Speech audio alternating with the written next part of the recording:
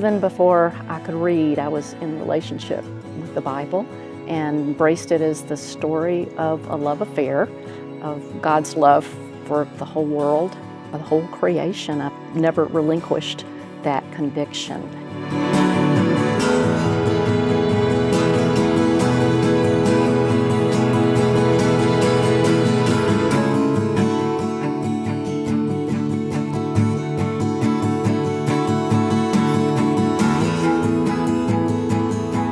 Statements like it's well for a man not to touch a woman, or women shall not teach or have authority over a man. It's shameful for women to speak in church. And so my response to that at age 15 was just to take my magic marker and, X these portions out of my Bible.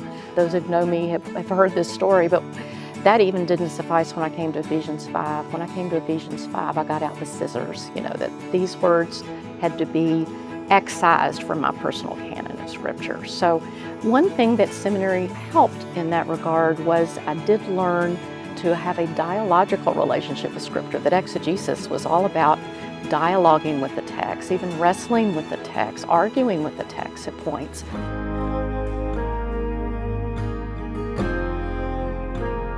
She is a brilliant scholar and really does a deep dive into the Scripture, and also has a way of making it really relatable and useful and livable. Those one-liners that she would drop in the middle of a lecture, I still use with my congregation today, and they show up in my sermons. The disciples often weren't getting it when Jesus was teaching them. They were not quick on the take of what Jesus was teaching them and trying to lead them to do, so she would call them the disciples. I think Frances tries very hard to meet each student where they are when they come. I came to seminary really wanting instructors and professors to give me a lot of answers, and they wholeheartedly refused to do that. She was certainly one of those. That meant that she had to teach me how to read Scripture and how to interpret it. Along the way, she taught me how to love it. I think she cares desperately about the student experience, student learning. I remember she said to me several times, that students don't start learning until they start talking and interacting.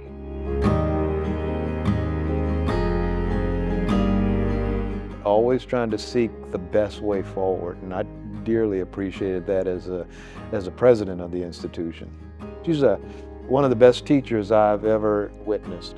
She had a course that was the Bible from the Underside, where she tried to help students recognize the voices that are not as well observed or well documented in the text, to see the story from their eyes and to be able to then help understand how much more enriched the whole gospel message is when you can see it, not just from the majority perspective or the major character perspective, but from everyone's perspective. She said to me one time something that I haven't forgot, that I try to incorporate into my teaching. She said, there's plenty of days where the best thing I can do to be an effective teacher is to get out of the way and to let the students interact with each other, to give them the space to exegete each other, to exegete the biblical text. Because she's so observant, she's able to not just exegete the biblical text, but also exegete the room.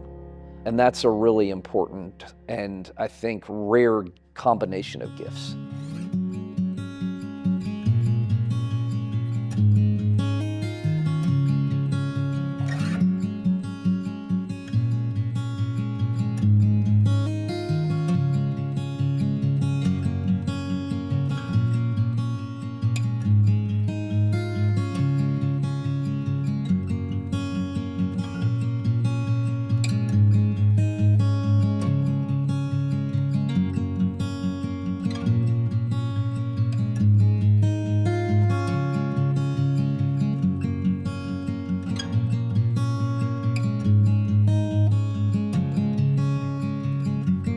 Presbyterian Women asks their Bible study authors to travel the country and present the study, to itinerate.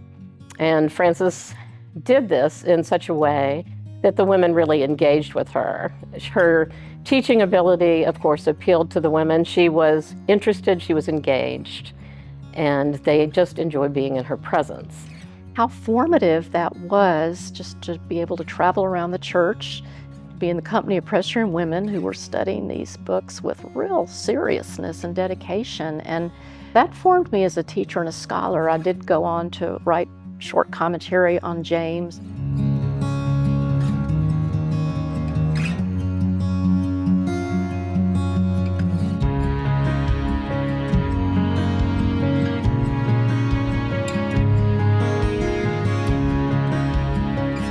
What she brought to it were, a handful of really strong gifts and qualities that made our work so much better and so much more profitable.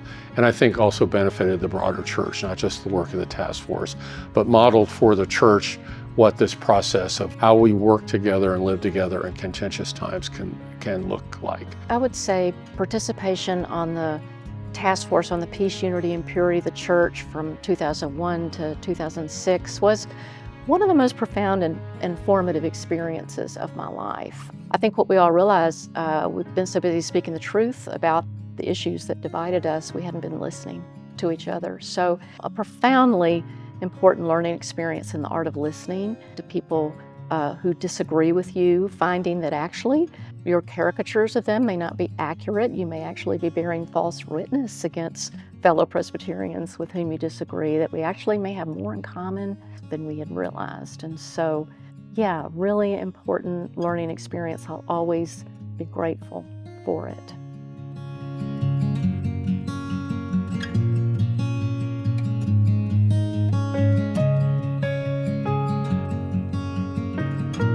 I can think of senior pastors in the Presbyterian Church right now the seriousness with which they take preaching is a result of thinking, what would Dr. Gench think of this sermon I'm going to preach tomorrow? And that forces them to work harder, even, decades after they've left your classroom.